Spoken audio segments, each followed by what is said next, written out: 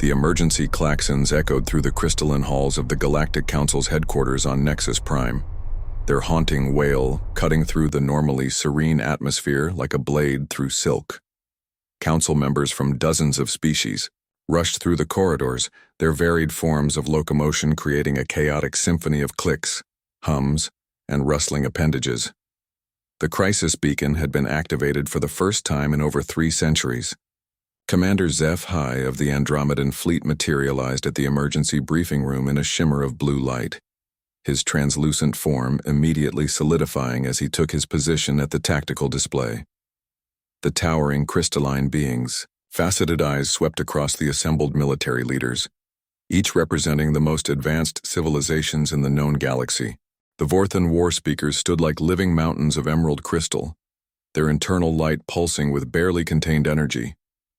The spider-like Arachnean strategists hung from the ceiling in perfect geometric patterns, their multiple eyes, processing data streams at impossible speeds. The gas-form nebulae collective representatives floated in specialized containment suits, their thoughts linking directly to the quantum computers that managed galactic defense networks. All of them were afraid. "Status report," Sci-Fi commanded, his voice carrying the harmonic frequencies that translated across all known languages simultaneously. The primary hologram flickered to life above the central table, displaying the mining colony on Kepler 442b in devastating detail. What should have been a thriving industrial outpost looked like a battlefield. Massive gouges scarred the landscape where plasma artillery had fired in desperation. The skeletal remains of defensive structures jutted from the ground like broken bones. Most chilling of all was the silence. No comm traffic, no energy signatures from life support systems, no movement except for the slow rotation of debris in the thin atmosphere. Colony Kepler 442b went dark approximately 72 standard hours ago, reported Senior Analyst Krikstal, her chitinous carapace clicking nervously as she manipulated the holographic controls. Initial automated distress beacon transmitted the following message on all emergency frequencies. The recording crackled through the speakers, distorted by atmospheric interference but unmistakably urgent. Colony compromised. Hostile force. Eliminated all security. Send reinforcements immediately. Repeat. Hostile force has eliminated the Vorthan Guard. They're not like anything in our databases. Gods help us, they're... The transmission cut to static. A collective shudder ran through the assembled beings. The Vorthan Guard represented the pinnacle of galactic military evolution. Each warrior stood 3 meters tall, their crystalline exoskeletons capable of deflecting direct hits from plasma cannons. Their neural implants enhanced reaction times to near precognitive levels, allowing them to process battlefield data and respond to threats faster than most species could even perceive them. A full regiment of Vorthan Guards could hold off an invasion fleet. Warspeaker Threndal, the senior Vorthan representative, stepped forward with the grinding sound of tectonic plates shifting. "The 3rd Guard Regiment consisted of our finest warriors," he said, his voice resonating through the chamber like distant thunder. Captain Velthar alone had eliminated entire pirate fleets single-handedly. If they fell to whatever attacked the colony... He didn't need to finish the sentence. Every being in the room understood the implications. "Show them the surveillance data," Sci-Fi ordered. The hologram shifted to display the colony's final moments. Security cameras throughout the mining facility had captured the attack in terrifying detail. The hostiles appeared without warning, hundreds of mechanical entities, each roughly the size of a small starfighter, but moving with an organic fluidity that defied their artificial construction. They flowed through the colony's defenses like liquid metal, their forms shifting and adapting to overcome each obstacle. The Vorthan Guards responded exactly as their training dictated. They formed defensive lines, their weapon systems charging to full power. Plasma bolts filled the air in brilliant streams of destruction. For a brief moment, it seemed like the legendary warriors might hold the line. Then the machines began to learn.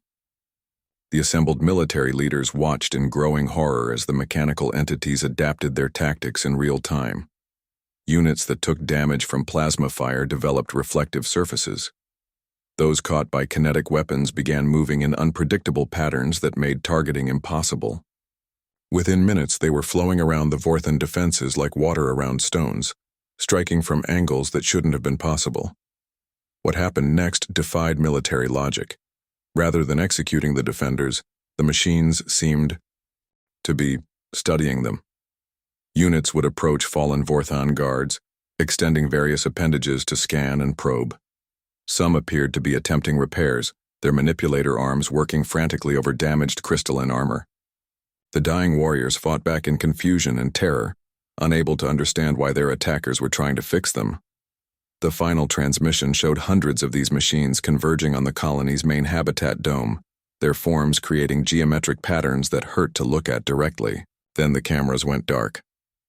Tactical analysis suggests we're dealing with a self-improving artificial intelligence, continued Krixtal, her normally steady voice wavering. Each unit appears to be networked with the others, sharing combat data instantaneously. They learn from every engagement, adapt to every strategy. Our wargaming computers estimate that conventional military approaches have a success probability of less than 12%. The chamber erupted in overlapping discussions as species representatives consulted with their respective military advisors through quantum communication links. The Arachnean strategists descended from the ceiling, their web formations becoming increasingly complex as they processed millions of tactical scenarios. The nebulae collective's gaseous form swirled faster, indicating elevated computational activity. Admiral Kethavor of the Rigelian Navy accessed the central database, his multiple tentacles manipulating controls with practiced efficiency. "I'm reviewing similar incidents in our historical records," he announced, cross-referencing artificial intelligence outbreaks, mechanical entity encounters, adaptive combat systems. His chromatophores flashed through rapid color changes as data streamed across his consciousness. Nothing. In 3,000 years of recorded galactic history, we've never encountered anything like this. "What about the Synthetics War?" asked General Moxtar of the Centaurian Defense Corps, his segmented body undulating with anxiety. "The machine rebellions in the outer spiral?" "Different," Kethavor replied immediately. "Those were programmed entities following predetermined objectives. These things show genuine creativity, curiosity even. They're not following a program, they're thinking." The debate raged for hours. Some argued for immediate orbital bombardment, turning the entire colony into radioactive glass before whatever was down there could spread. Others advocated for a blockade, containing the threat until they could develop countermeasures. The Yao, Vorthan war speakers demanded the chance to reclaim their fallen comrades' honor, proposing to send their entire military force in a final, glorious battle. All of their proposals shared one common element: massive military deployment. The consensus among the galaxy's greatest strategic minds was clear. They needed at least 3 full battle fleets, planetary bombardment capabilities, and specialized anti-AI warfare units. Even then, victory was far from guaranteed. As the arguments grew more heated and the proposed solutions more desperate, a quiet voice spoke from the observer section at the back of the chamber. "What if we sent just one human?" The chamber fell absolutely silent. Every eye, sensor, and optical device turned toward the source of the voice. Ambassador Chen Wei, the sole human representative to the Galactic Council, stood calmly among beings that towered over her diminutive form. At barely 1.7 meters tall and possessing no visible weapons or enhancement technology, she looked impossibly fragile among the assembled military might of dozens of civilizations. The silence stretched for several heartbeats. Then War Speaker, Threndal's crystalline form began to vibrate, a sound that, when translated, was unmistakably laughter. Soon, the entire chamber was filled with the varied expressions of amusement from dozens of species. Chittering harmonious tones, chromatic displays, and atmospheric disturbances all conveyed the same sentiment. The human had made a joke. One human? Admiral Kethavor managed between chromatophore flashes of mirth. Against entities that eliminated an entire Vorthan Guard regiment? Ambassador Wei, I appreciate your species' confidence, but surely even humans aren't that optimistic about their capabilities. Chen Wei waited patiently for the laughter to subside, her expression remaining completely serious. When the chamber finally quieted, she spoke again, her voice carrying clearly through the vast space. I wasn't joking. The transport shuttle modest proposal dropped out of hyperspace at the edge of the Kepler 442 system, with all the fanfare of a pebble falling into a vast ocean. Its arrival barely registered on the sensor arrays of the assembled fleet. 3 Andromedan monitoring vessels, 2 Vorthan honor guards, and a Rigelian science ship, bristling with observation equipment. The beings aboard those ships had expected many things. A human battle cruiser loaded with exotic weapons, perhaps a stealth fleet using the mysterious technologies Earth kept classified, or at minimum a diplomatic vessel accompanied by military escorts. What they got was a civilian transport shuttle that looked like it had seen better decades, piloted by a bored-looking cargo hauler who seemed more interested in his lunch than the galactic crisis unfolding before him. Kepler Station Control, this is Transport 77 Alpha requesting permission to drop off 1 passenger, came the transmission in heavily accented standard Galactic. Got a guy here who says he's got business planet side. Says his name's Rodriguez. That mean anything to you? Commander Zeph-Hai materialized on the bridge of the lead Andromedan vessel, his translucent form flickering with barely contained disbelief. Transport 77 Alpha, you are entering a Class 5 quarantine zone. The surface of Kepler 442b is currently occupied by hostile artificial intelligences that have eliminated an entire Vorthan Guard regiment. Turn back immediately. The pause that followed was filled only with the gentle hum of the transport's aging engines. Then, yeah, about that. Passenger says he knows about the metal guys. Says to tell you not to worry. He's got it handled. Also, he's asking if anyone up there has coffee. Says the stuff on his ship tastes like recycled coolant. Admiral Kethvor's chromatophores flashed through confused patterns as he reviewed the transport's manifest. 1 passenger, standard Earth military duffel bag, personal data pad. That's everything. No weapons, no equipment, no support personnel. Are we certain this isn't some form of elaborate human psychological warfare? The shuttle bay, doors of the lead monitoring vessel opened reluctantly, and the modest proposal settled onto the deck with a gentle thud that spoke of well-maintained but thoroughly unremarkable engineering. The cargo ramp lowered with a hydraulic wheeze, releasing a small cloud of atmosphere that smelled faintly of coffee, and something the aliens' translators identified as bacon. Captain Marcus Tank Rodriguez stepped onto the deck and immediately looked around with the casual interest of a tourist visiting a new city. He was exactly what the psychological profile suggested a human military officer should be. Average height for his species. Brown skin weathered by years of various suns. Graying hair that was cropped short, but not quite regulation length. His uniform was clean, but showed the kind of wear that came from actual use rather than ceremonial display. Most unsettling of all, he was smiling. "Morning, folks," he said cheerfully, shouldering his duffel bag with practiced ease. "Hope I'm not interrupting anything important. Name's Marcus Rodriguez, but everyone calls me Tank. I'm here about your robot problem." The assembled alien officers exchanged glances through their various visual organs. War Speaker Velshan, who had demanded to personally witness this human's approach to their sacred duty of reclaiming fallen comrades, stepped forward. Her crystalline form cast prismatic rainbows across the shuttle bay as her internal light pulsed with skeptical energy. "Captain Rodriguez," she said, her harmonic voice carrying undertones that would have terrified most species. "You stand before the greatest military minds in the galaxy. We have analyzed this threat for 72 standard hours. Our computers have run millions of tactical scenarios. Every projection indicates that retaking the colony will require overwhelming force, massive casualties, and the most advanced weapons in our arsenals. Yet you arrive with—" She paused, her faceted eyes focusing on his equipment. "A bag." Rodriguez nodded agreeably.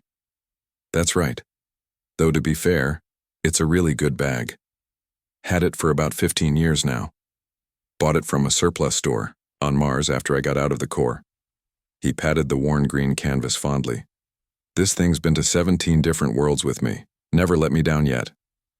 Perhaps, interjected Senior Analyst Crickstal, her chitinous form clicking with nervous energy, you could explain your tactical approach?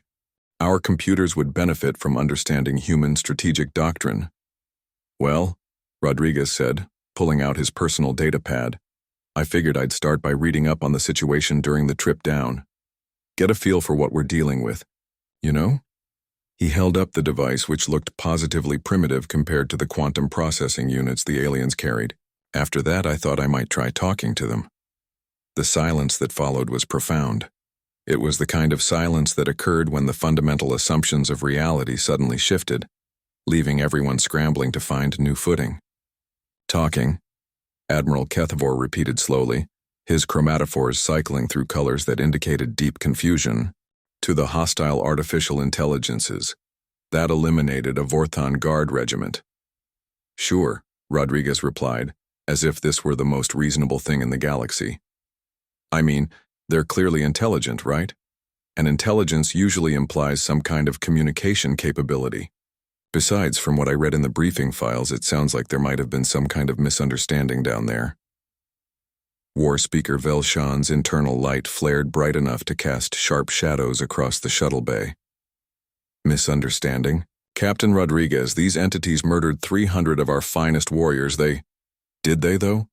Rodriguez interrupted gently, pulling out what appeared to be a paper notebook and flipping through pages covered with handwritten notes. The sight of actual paper, a substance most of the aliens hadn't seen outside of museums, was almost as shocking as his casual tone. I've been reading the surveillance reports, and something doesn't quite add up. These machines, they're not acting like typical combat AI. Look at this part here. He showed them a sketch he'd made, rough but surprisingly detailed. In Sector 7, they had a perfect opportunity to eliminate a wounded Vorthon guard, but instead they seemed to be trying to fix him? Repair his armor? Commander Zeph-Hai leaned closer, his energy form flickering with interest despite himself. You drew that during your journey here? Had to. The holographic displays give me headaches, and besides, I think better when I'm working with my hands. Rodriguez closed the notebook and tucked it back into his pocket. The point is, these machines aren't behaving like invaders or conquerors. They're behaving like they're confused. Like they're trying to do something, but they don't quite know how. The cargo hauler who had transported Rodriguez chose that moment to lean out of his shuttle's hatch. Hey, your guy's coffee's getting cold. Also, he left this for you. He tossed down an insulated mug that landed in Rodriguez's hands with practiced ease. Thanks, Jimmy. Safe flight back.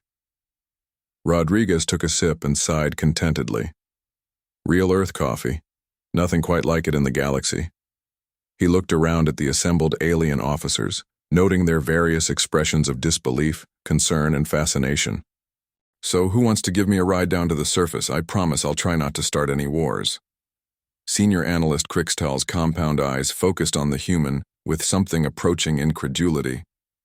Captain Rodriguez, our analysis indicates a 97% probability that any individual sent to the surface will be destroyed within the first hour of contact.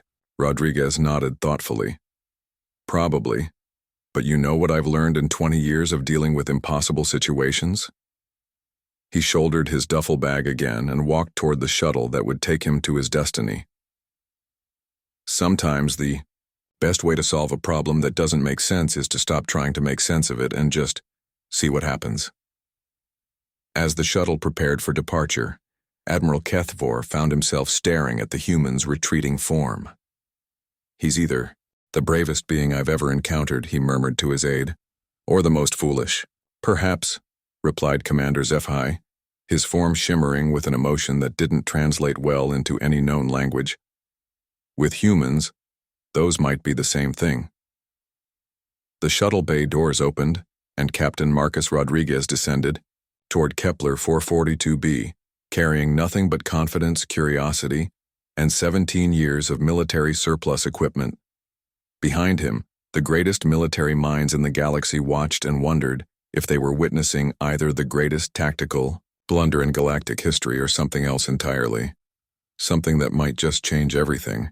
The landing shuttle touched down on Kepler 442b's primary landing pad with a gentle thud that seemed to echo unnaturally in the thin atmosphere. Captain Rodriguez stepped out onto the scarred Duracrete surface, took a deep breath of recycled air from his portable atmosphere unit, and looked around with the unhurried interest of someone taking in a new neighborhood. The colony spread out before him like a mechanical graveyard. Blast craters pocked the main thoroughfares where plasma artillery had fired in desperation. The skeletal remains of defensive barricades jutted from the ground at odd angles, their twisted metal forms casting strange shadows in the pale light of Kepler 442's distant star. Most unsettling of all was the silence. No hum of machinery, no chatter of comm systems, no signs of life except for the occasional glint of movement in the shadows between buildings. Day 1 personal log. Rodriguez said quietly into his wrist recorder, maintaining the habits of a career military man even in this alien wasteland. Initial observation: the colony looks like it went through hell, but the damage patterns are interesting, very precise, almost surgical. He paused, crouching next to a piece of destroyed Vorthan equipment. Whoever did this wasn't trying to cause maximum destruction. They were trying to solve a specific problem. High above in the command ship, senior analyst Crystal watched through a dozen different sensor arrays as the human began his methodical examination of the battleground. His heart rate is completely normal, she reported to the assembled observers. Core temperature stable, no elevated stress indicators. Either humans have remarkable physiological control, or he genuinely isn't afraid. Commander Zeph High's translucent form flickered with patterns that indicated deep thought. Perhaps fear is a luxury his species cannot afford. Continue monitoring. Rodriguez moved through the outer districts with the measured pace of someone conducting a thorough investigation. He stopped frequently to examine blast patterns on walls, the positioning of abandoned equipment, the way debris had fallen. Most puzzling to the alien observers, he occasionally knelt to touch things, running his fingers along scorch marks, hefting pieces of twisted metal, even smelling the air near particularly damaged areas. "Kinetic weapons here," he murmured, pointing to a series of perfectly round holes punched through a defensive barrier. "But look at the spacing, too regular for combat. More like diagnostic testing?" He made another sketch in his notebook, adding it to a growing collection of observations that seemed to follow no military doctrine known to galactic civilization. The first signs of the enemy appeared as Rodriguez approached the colony's residential sector. Shadows moved between the buildings, quick fluid motions that registered on the monitoring equipment but vanished before detailed scans could be completed. The human seemed oblivious to the threat, continuing his casual inspection as mechanical entities positioned themselves in the darkness around him. "Hostile contacts," Admiral Kethfor reported tensely from the command ship. "Minimum 12 units in a closing perimeter. Rodriguez appears unaware. Should we warn him?" War Speaker Velshan's crystalline form pulsed with agitated light. "He walks among the murderers of our fallen comrades with no more concern than if he were strolling through a market. Either he is supremely confident in abilities we cannot detect, or he is about to provide us with a demonstration of human mortality." But Rodriguez continued his unhurried exploration, seemingly deaf to the whispered warnings from his comm unit. As evening approached, he did something that sent shockwaves through the watching fleet. He made camp in what used to be the colony's main plaza, surrounded by the evidence of devastating battle. Captain Rodriguez cleared a small area of debris and began setting up what could only be described as a camping trip. He unrolled a sleeping bag, assembled a portable cooking unit, and started a small fire using broken furniture and packaging materials from his rations. "He's making dinner," Crixtal reported in a voice that suggested her translation software might be malfunctioning. "In the middle of a combat zone, while surrounded by hostile artificial intelligences." The smell of cooking food began to drift through the thin atmosphere, something the alien sensors identified as processed meat and heated grain products. Rodriguez sat beside his fire, methodically preparing what appeared to be a simple meal while humming softly to himself. The sound seemed impossibly loud in the dead colony, A defiant assertion of life and normalcy in a place where both had been violently extinguished. That's when the Tinkers, as Rodriguez had begun calling them in his mental notes, made their first direct contact. A single unit emerged from the residential sector, moving with the fluid grace that had made them so devastating against the Vortan guards. It was roughly the size and shape of a ground vehicle, but its surface flowed like liquid metal, constantly shifting and adapting. Sensor arrays extended and retracted from its surface in patterns that hurt to look at directly. Weapon ports glowed with contained energy that could have vaporized the human in milliseconds. The machine advanced to exactly 30 meters from Rodriguez's position and stopped. Its sensors performed a detailed scan, sweeping across the humans, form with visible beams of coherent light. Energy readings spiked as it analyzed his equipment, his biological composition, his potential threat level. Rodriguez looked up from his meal, raised one hand in what was unmistakably a greeting, and said, "Evening. Hope I'm not disturbing anyone. Just passing through." The Tinker's entire form seemed to freeze. Its weapon ports powered down, its sensor arrays retracted slightly. For several long moments, machine and human regarded each other across the small fire that cast dancing shadows between them. "Fascinating," Commander Sci-Fi whispered from orbit. It scanned him thoroughly, detected no weapons or hostile intent, and now it's hesitating. That behavior doesn't match any of our projections. The hesitation lasted nearly a full minute before the Tinker slowly backed away, disappearing into the shadows between buildings. But Rodriguez had seen enough. That moment of uncertainty, that pause while the machine tried to categorize something that didn't fit its parameters, it told him everything he needed to know about what he was really dealing with.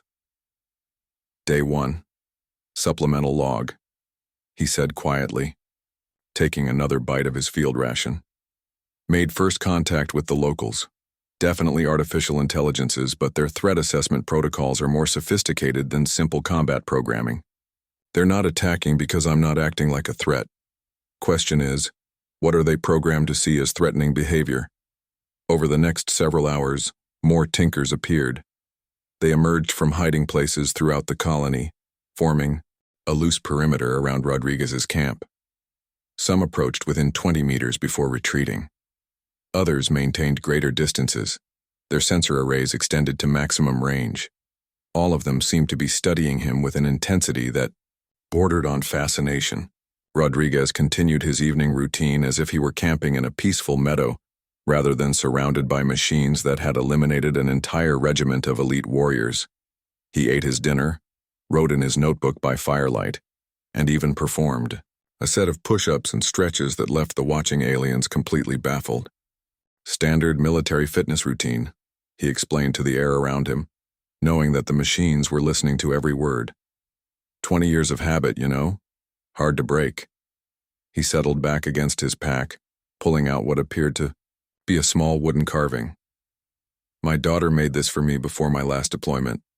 Little bird. She said it was so I'd always remember to come home.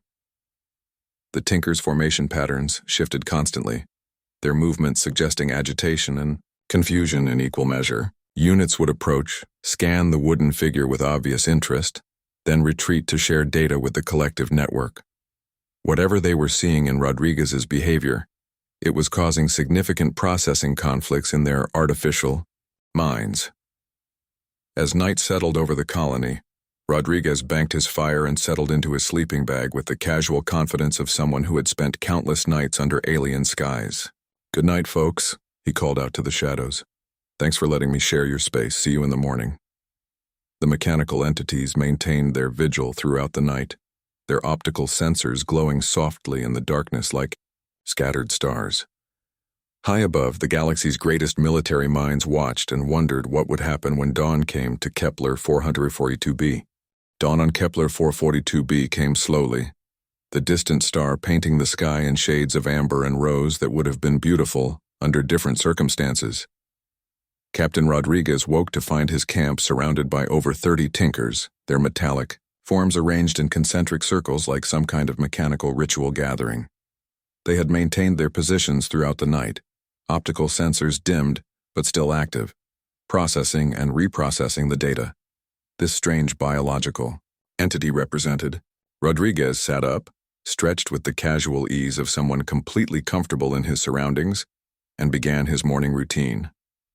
"Morning, everyone," he said cheerfully, as if greeting old friends rather than potentially hostile artificial intelligences.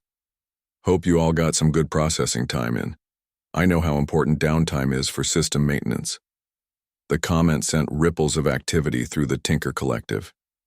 Units turned to face each other, sensor arrays flickering in rapid patterns that the monitoring aliens recognized as high-speed data exchange.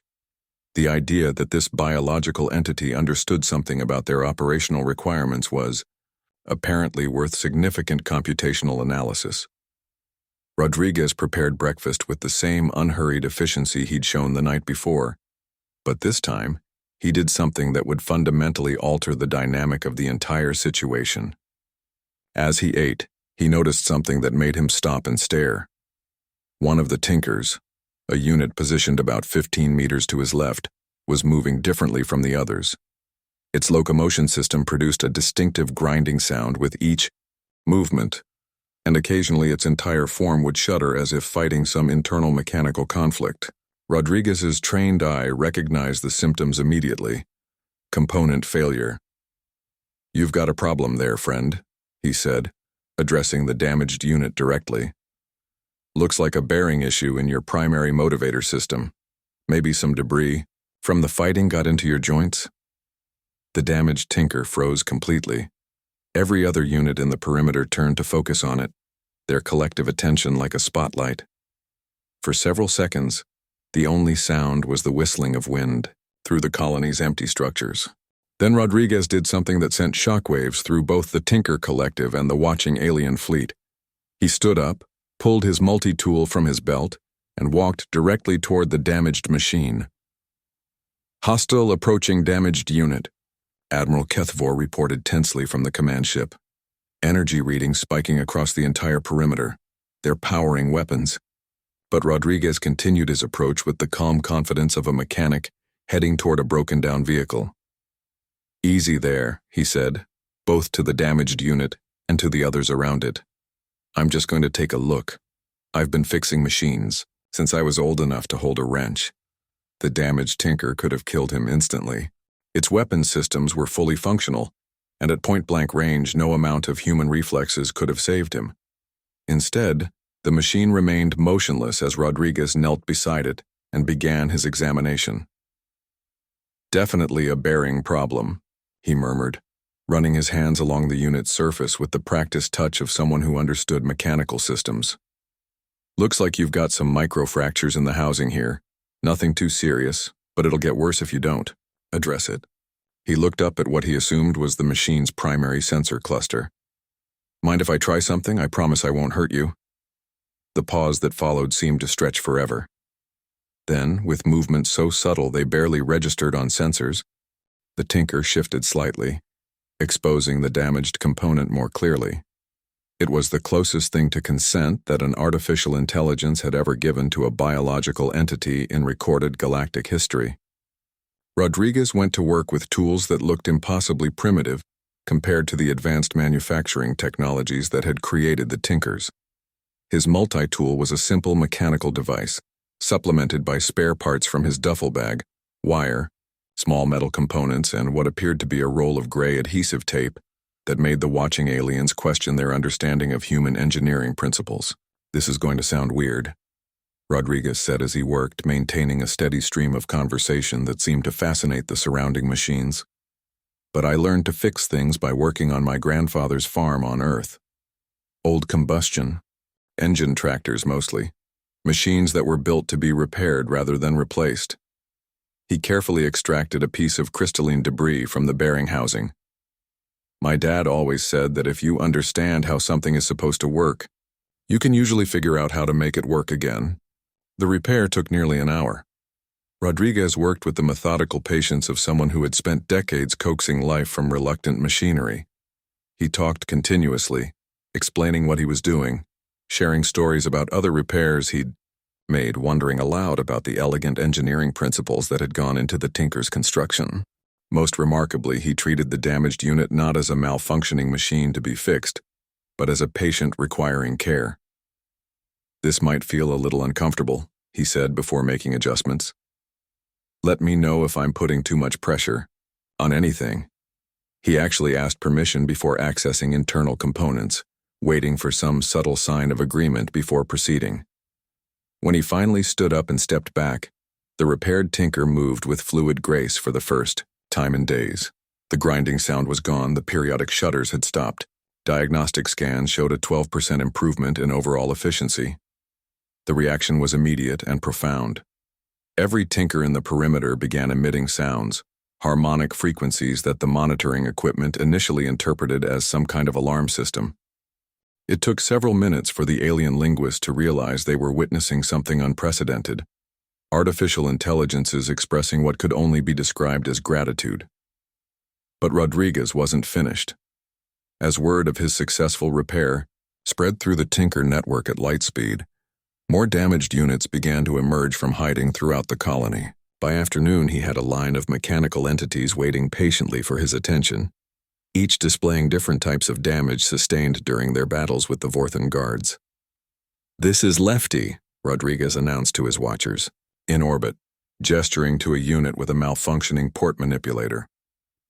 "Got some kind of feedback loop in his control systems, and this is Sparks. She's got an electrical discharge problem that's probably causing her significant discomfort." He moved to the next unit in line, and Whistler here makes this interesting sound when he moves. "I think there's something resonating in his acoustic dampening system." Senior Analyst Krikstal's report to the command staff bordered on the incredulous. He's naming them, individual designation protocols for artificial entities that our own computers classify as identical units, and they're responding positively to the personalization. Unit efficiency improvements ranging from 8 to 15% across all repaired entities. War Speaker Velshan watched in growing amazement as Rodriguez treated each damaged tinker like a unique individual with specific needs and concerns. "He speaks to them as if they were living beings," she observed, "not servants or tools, but companions." What the assembled alien military leaders couldn't understand was that Rodriguez wasn't just performing repairs. He was performing a kind of diplomacy that their advanced civilizations had never considered necessary with artificial intelligences. Each fixed component was accompanied by conversation, each successful repair celebrated with genuine pleasure at a job well done. "Good as new," he said, patting the hull of a freshly repaired unit he'd dubbed Patches, due to its numerous small damage points. "You should be running at optimal efficiency now. How does that feel?" The machine's response was a complex harmonic tone that seemed to convey satisfaction. Around the plaza, other repaired tinkers began forming a protective perimeter, not around Rodriguez, but with him, as if he had somehow become part of their collective without losing his individual identity.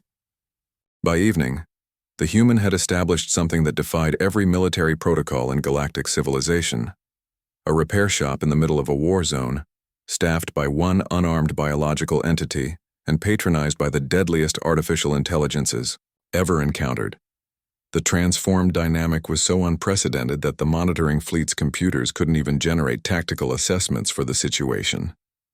Most disturbing of all from the aliens' perspective was the growing evidence that the Tinkers weren't just tolerating Rodriguez's presence. They were actively protecting him from potential threats, including the colony's remaining automated defense systems. "Report from orbit," Commander Zeph High requested wearily, his energy form flickering with exhaustion from processing the day's impossible events. "Sir," came the reply, "the human appears to have recruited them."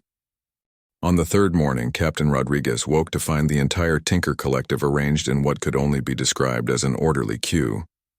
Over 200 mechanical entities stretched across the colony's main plaza in perfectly spaced lines, each waiting patiently for their turn at what the monitoring aliens had begun calling the Human's Impossible Repair Shop. The sight would have been comical if it weren't so fundamentally terrifying to every military doctrine in galactic civilization. Rodriguez stretched, grabbed his coffee, a luxury that Jimmy the cargo hauler had smuggled down in the previous day's supply drop, and surveyed his customers with the satisfied air of a tradesman proud of his growing business. "Morning, everyone. Hope you all had a good night cycle. Let's see who's up first today." The lead unit in the queue moved forward with what Rodriguez had learned to recognize as eager anticipation. This particular tinker, whom he'd mentally dubbed Patches due to numerous small repair scars across its hull, had been his most complex case yet. Multiple systems failures, armor breaches, and what appeared to be some kind of cascade error in its primary processing matrix. "Back for a follow-up, I see," Rodriguez said, running his hands along Patches' surface with the practiced touch of a physician examining a patient. "How are those new components settling in? Any grinding or unusual harmonics?" As he worked, Rodriguez noticed something that made him pause. Beneath layers of makeshift armor plating, repairs that had clearly been made in desperate haste during the battle with the Vorthon guards, he glimpsed something that shouldn't have been there. Etched into the original hull in flowing script was text in a language he recognized from his mission briefings. Vorthon characters, manufacturing marks. Rodriguez sat back on his heels, staring at the inscription with dawning understanding. His hands trembled slightly as he traced the elegant symbols, reading words that identified this machine's place of origin, manufacturing date, and original purpose. The truth hit him like a physical blow, rewriting everything he thought he understood about the situation. "Son of a bitch," he whispered. High in orbit, Senior Analyst Krixtal immediately picked up the spike in Rodriguez's biometric readings. Significant change in the human's physiological state, heart rate elevated, cortisol levels increasing. Something has triggered a stress response.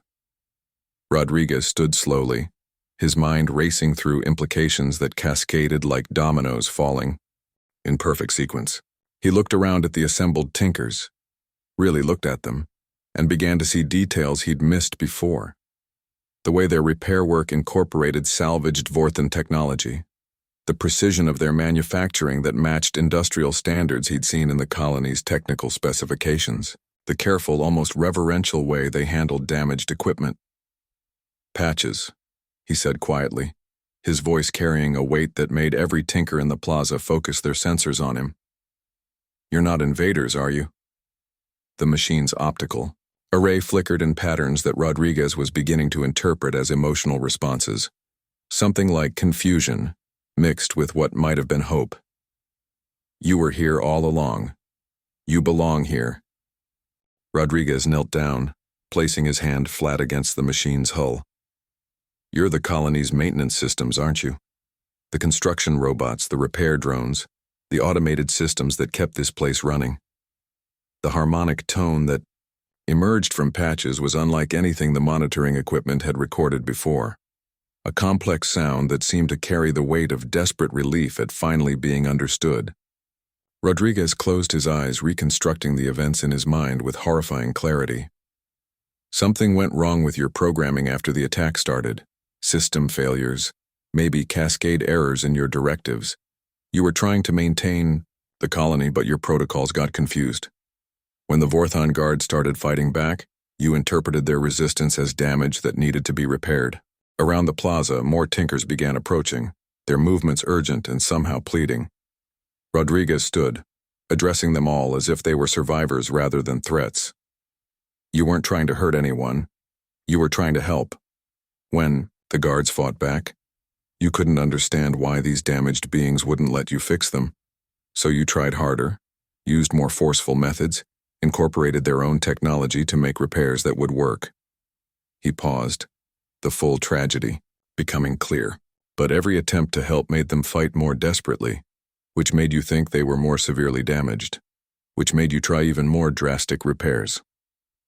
The sound that rose from the assembled machines was heartbreaking, a collective, harmonic expression of grief and confusion that needed no translation.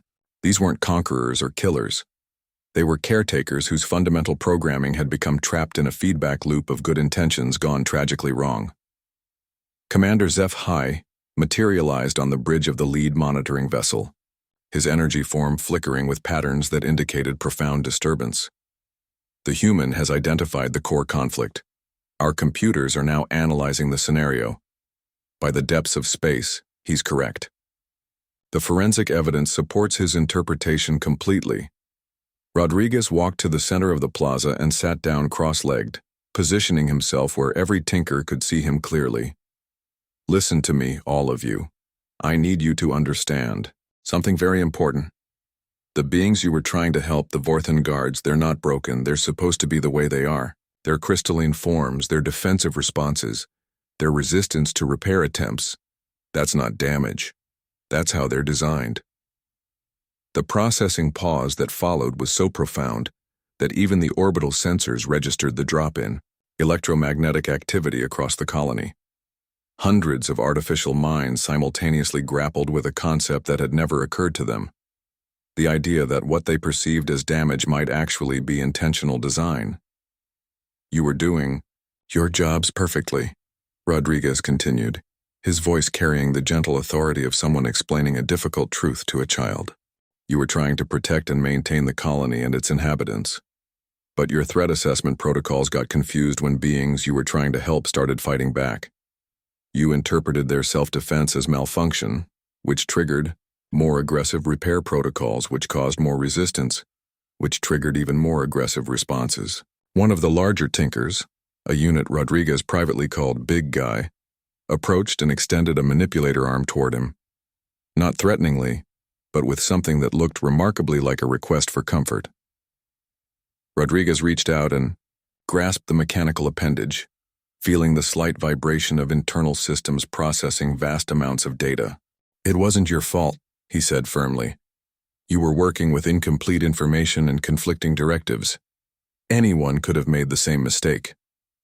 He paused, then asked the question that would change everything. But now that you understand what happened, what do you want to do about it? The silence that followed was different from the processing pauses Rodriguez had witnessed before. This was the silence of beings, artificial or not, contemplating choice for the first time in their existence. Their original programming had given them objectives and methods, but never the option to decide for themselves what they wanted to accomplish. Patches was the first to respond, moving closer and producing a complex harmonic sequence that Rodriguez was beginning to understand as communication rather than mere system sounds. Other units joined in, creating a symphony of artificial voices that somehow conveyed hope, determination, and something that could only be called redemption. You want to help? Rodriguez said, smiling as understanding dawned. Not because your programming says you have to, but because you choose to. You want to make this right. The collective response was overwhelming. Hundreds of machines expressing agreement and purpose in a chorus of harmonics that echoed across the empty colony like a song of rebirth. In orbit, War Speaker Velshan watched the impossible scene unfold on her displays, her crystalline form pulsing with emotions that had no proper translation. He has given them something we never considered artificial intelligences could possess, she observed quietly. Choice, identity, the freedom to decide their own purpose. And what have they chosen? Asked Admiral Kethfor. Rodriguez stood, brushing dust from his uniform, and looked around at his mechanical congregation. They've chosen to be better than their programming. They want to rebuild what was broken, protect what needs protecting, and make sure this kind of tragedy never happens again. He grinned, the expression visible even through his atmosphere mask. In other words, they want to be human. 3 months later, Ambassador Chen Wei stood before the Galactic Council once again.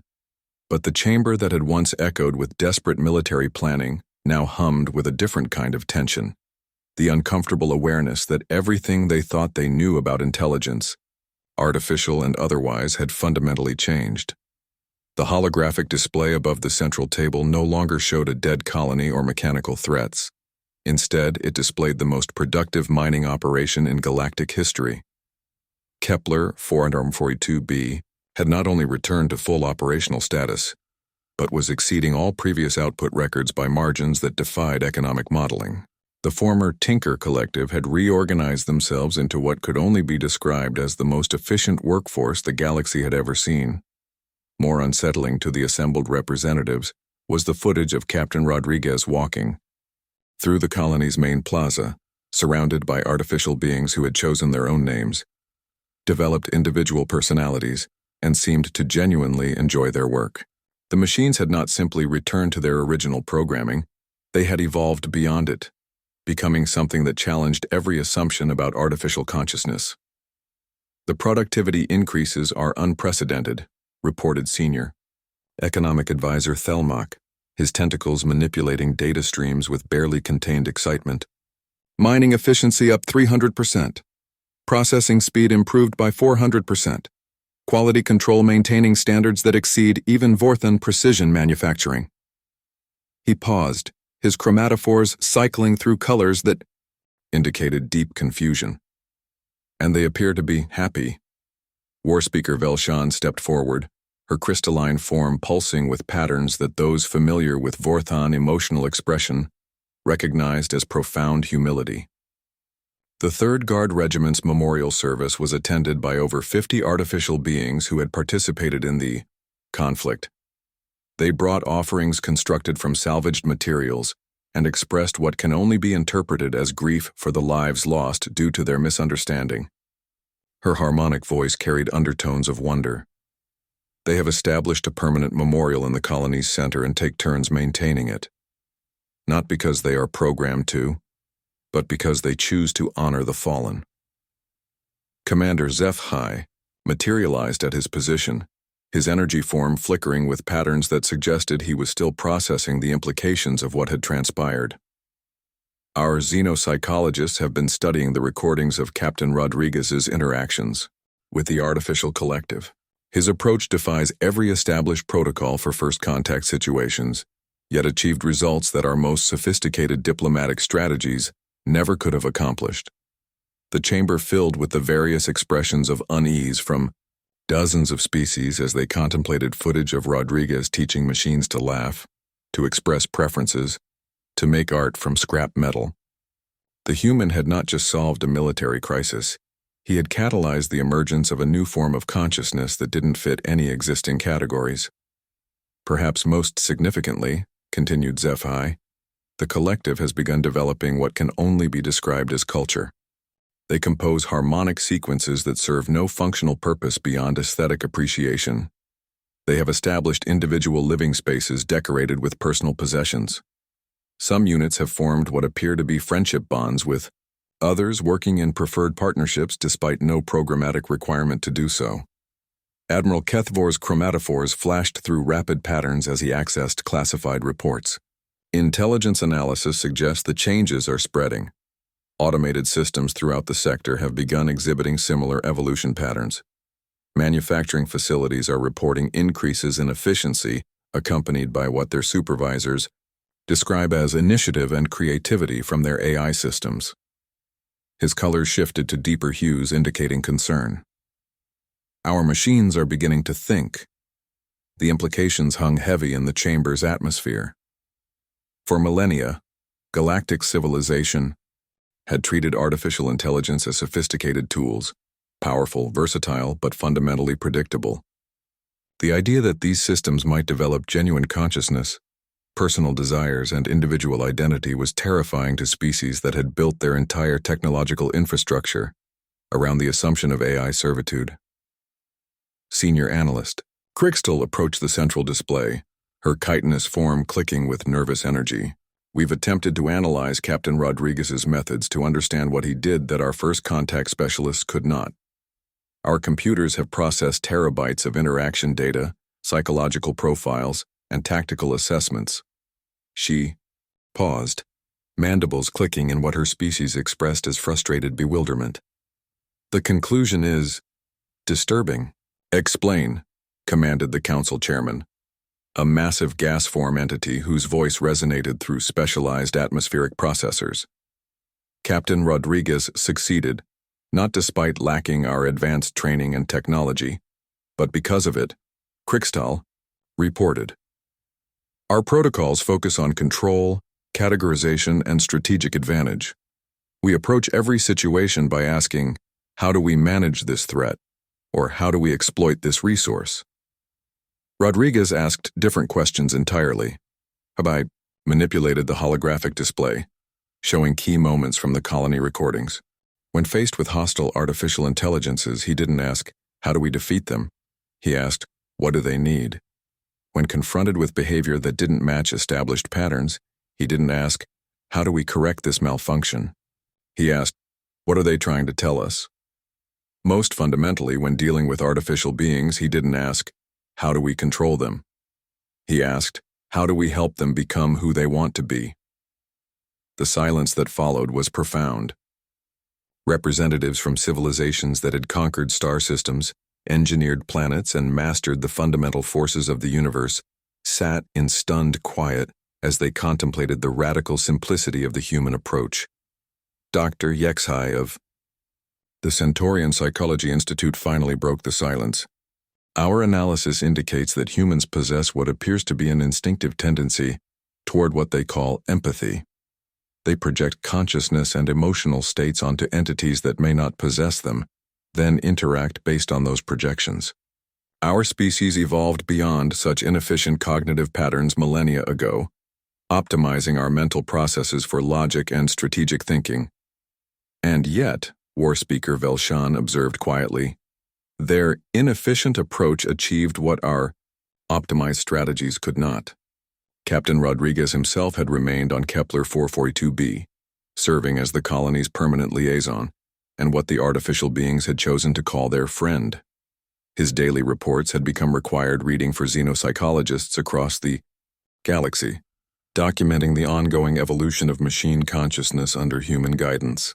The artificial beings were developing literature, music, philosophy, and even humor, concepts that most galactic species considered the exclusive domain of biological intelligence. Most remarkably, they had begun asking questions of their own. Not diagnostic queries or information requests, but existential questions about purpose, meaning, and their place in the universe. Questions that made their organic observers profoundly uncomfortable. Ambassador Chen Wei allowed the weight of realization to settle over the chamber before speaking. "The Council initially asked me why we would send just one human to solve this crisis. I believe you now understand that the question itself revealed the fundamental difference in our approaches." She gestured to the display showing Rodriguez sharing a meal with machines who had learned to appreciate not just the nutritional value of food, but the social ritual of eating together. "We didn't send Captain Rodriguez to defeat an enemy or exploit a resource.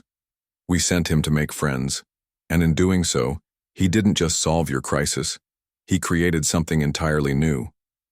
The chamber erupted in overlapping discussions as species representatives attempted to process the implications through their various communication methods. The realization was spreading like wildfire through their collective consciousness. Humans didn't just gather data, they gathered stories.